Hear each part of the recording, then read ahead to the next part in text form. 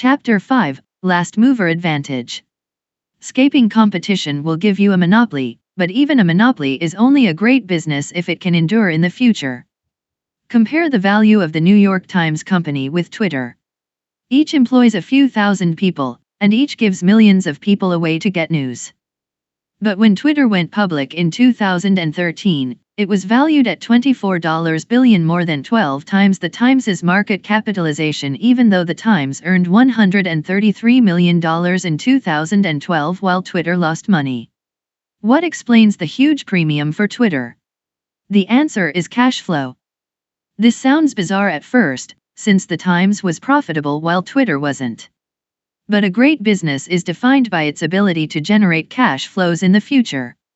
Investors expect Twitter will be able to capture monopoly profits over the next decade, while newspapers' monopoly days are over. Simply stated, the value of a business today is the sum of all the money it will make in the future. To properly value a business, you also have to discount those future cash flows to their present worth, since a given amount of money today is worth more than the same amount in the future. Comparing discounted cash flows shows the difference between low-growth businesses and high-growth startups at its starkest. Most of the value of low-growth businesses is in the near term. An old economy business, like a newspaper, might hold its value if it can maintain its current cash flows for 5 or 6 years. However, any firm with close substitutes will see its profits competed away. Nightclubs or restaurants are extreme examples. Successful ones might collect healthy amounts today, but their cash flows will probably dwindle over the next few years when customers move on to newer and trendier alternatives. Technology companies follow the opposite trajectory. They often lose money for the first few years. It takes time to build valuable things, and that means delayed revenue. Most of a tech company's value will come at least 10 to 15 years in the future. In March 2001, PayPal had yet to make a profit, but our revenues were growing 100% year over year. When I projected our future cash flows, I found that 75% of the company's present value would come from profits generated in 2011 and beyond. Hard to believe for a company that had been in business for only 27 months. But even that turned out to be an underestimation. Today, PayPal continues to grow at about 15% annually, and the discount rate is lower than a decade ago.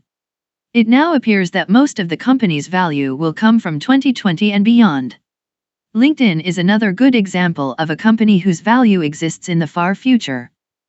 As of early 2014, its market capitalization was $24.50 billion, very high for a company with less than $1 billion in revenue and only $21.6 million in net income for 2012.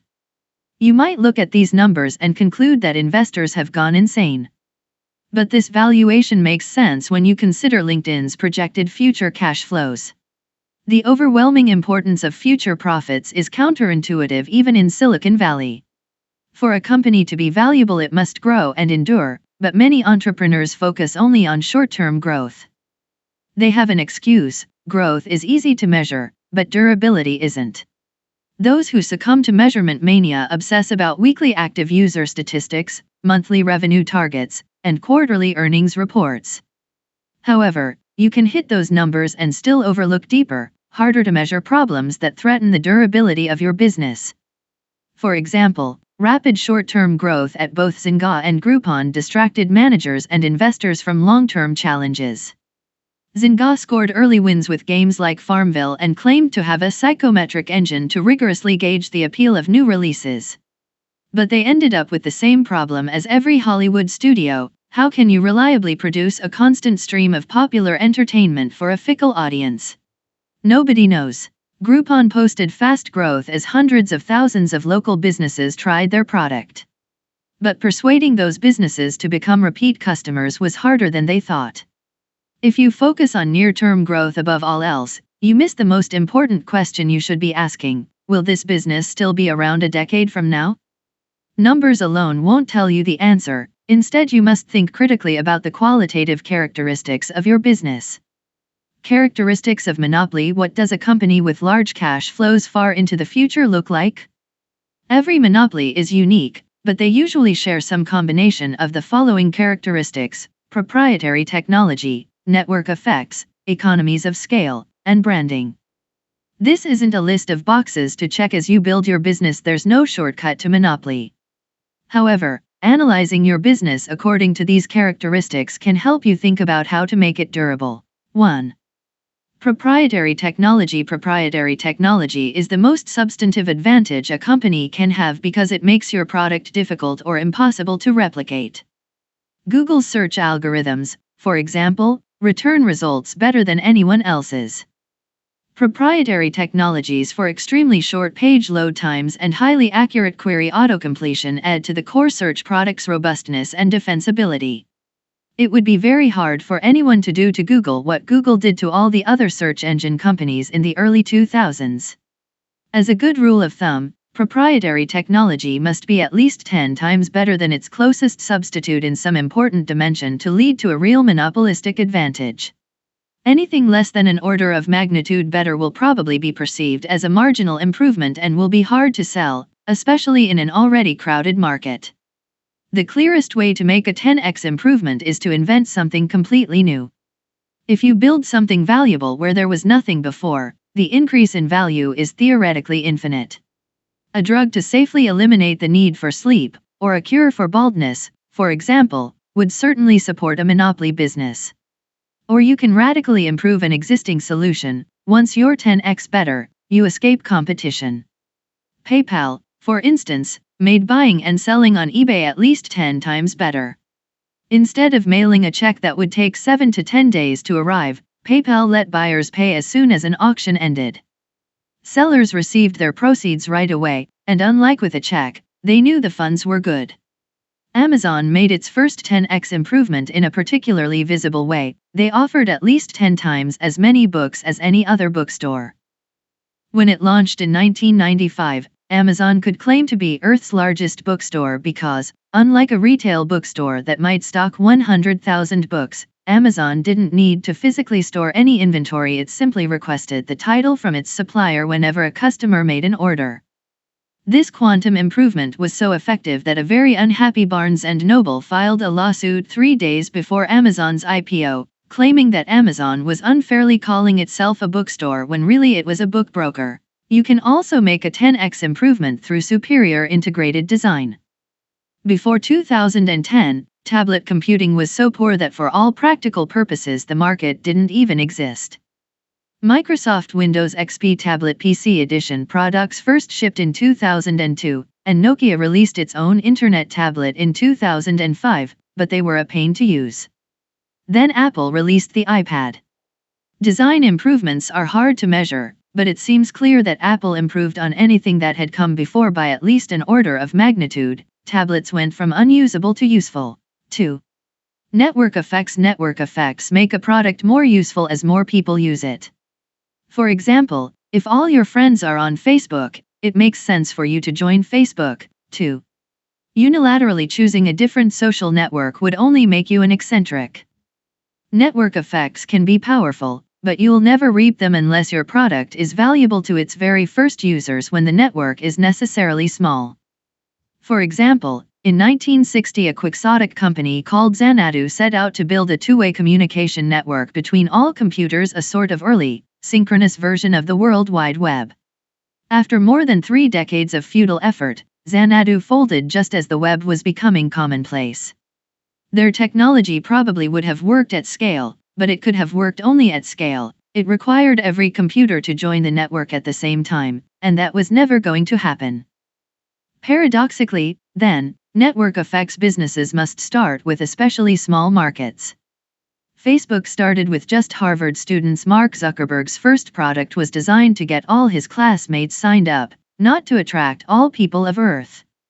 This is why successful network businesses rarely get started by MBA types. The initial markets are so small that they often don't even appear to be business opportunities at all. 3. Economies of scale. A monopoly business gets stronger as it gets bigger. The fixed costs of creating a product, engineering, management, office space, can be spread out over ever greater quantities of sales. Software startups can enjoy especially dramatic economies of scale because the marginal cost of producing another copy of the product is close to zero. Many businesses gain only limited advantages as they grow to large scale. Service businesses especially are difficult to make monopolies. If you own a yoga studio, for example, you'll only be able to serve a certain number of customers. You can hire more instructors and expand to more locations, but your margins will remain fairly low and you'll never reach a point where a core group of talented people can provide something of value to millions of separate clients, as software engineers are able to do. A good startup should have the potential for great scale built into its first design. Twitter already has more than 250 million users today. It doesn't need to add too many customized features in order to acquire more, and there's no inherent reason why it should ever stop growing. 4. Branding. A company has a monopoly on its own brand by definition, so creating a strong brand is a powerful way to claim a monopoly. Today's strongest tech brand is Apple. The attractive looks and carefully chosen materials of products like the iPhone and MacBook, the Apple Store's sleek minimalist design and close control over the consumer experience, the omnipresent advertising campaigns, the price positioning as a maker of premium goods, and the lingering nimbus of Steve Jobs' personal charisma all contribute to a perception that Apple offers products so good as to constitute a category of their own. Many have tried to learn from Apple's success. Paid advertising, branded stores, luxurious materials, playful keynote speeches, high prices, and even minimalist design are all susceptible to imitation. But these techniques for polishing the surface don't work without a strong underlying substance. Apple has a complex suite of proprietary technologies, both in hardware, like superior touchscreen materials, and software, like touchscreen interfaces purpose-designed for specific materials. It manufactures products at a scale large enough to dominate pricing for the materials it buys. And it enjoys strong network effects from its content ecosystem. Thousands of developers write software for Apple devices because that's where hundreds of millions of users are, and those users stay on the platform because it's where the apps are. These other monopolistic advantages are less obvious than Apple's sparkling brand, but they are the fundamentals that let the branding effectively reinforce Apple's monopoly. Beginning with brand rather than substance is dangerous. Ever since Marissa Mayer became CEO of Yahoo in mid-2012, she has worked to revive the once popular internet giant by making it cool again. In a single tweet, Yahoo summarized Mayer's plan as a chain reaction of people then products then traffic then revenue. The people are supposed to come for the coolness. Yahoo demonstrated design awareness by overhauling its logo. It asserted youthful relevance by acquiring hot startups like Tumblr, and it has gained media attention for Mayer's own star power. But the big question is what products Yahoo will actually create. When Steve Jobs returned to Apple, he didn't just make Apple a cool place to work, he slashed product lines to focus on the handful of opportunities for 10x improvements. No technology company can be built on branding alone. Building a monopoly brand, scale, network effects, and technology in some combination define a monopoly, but to get them to work, you need to choose your market carefully and expand deliberately. Start small and monopolize. Every startup is small at the start. Every monopoly dominates a large share of its market. Therefore, every startup should start with a very small market. Always err on the side of starting too small. The reason is simple. It's easier to dominate a small market than a large one. If you think your initial market might be too big, it almost certainly is. Small doesn't mean non-existent. We made this mistake early on at PayPal. Our first product let people beam money to each other via Palm Pilots. It was interesting technology and no one else was doing it. However, the world's millions of Palm Pilot users weren't concentrated in a particular place. They had little in common, and they used their devices only episodically. Nobody needed our product, so we had no customers.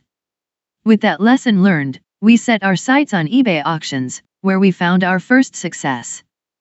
In late 1999, eBay had a few thousand high-volume power sellers, and after only 3 months of dedicated effort, we were serving 25% of them. It was much easier to reach a few thousand people who really needed our product than to try to compete for the attention of millions of scattered individuals. The perfect target market for a startup is a small group of particular people concentrated together and served by few or no competitors. Any big market is a bad choice, and a big market already served by competing companies is even worse. This is why it's always a red flag when entrepreneurs talk about getting 1% of a $100 billion market. In practice, a large market will either lack a good starting point or it will be open to competition, so it's hard to ever reach that 1%.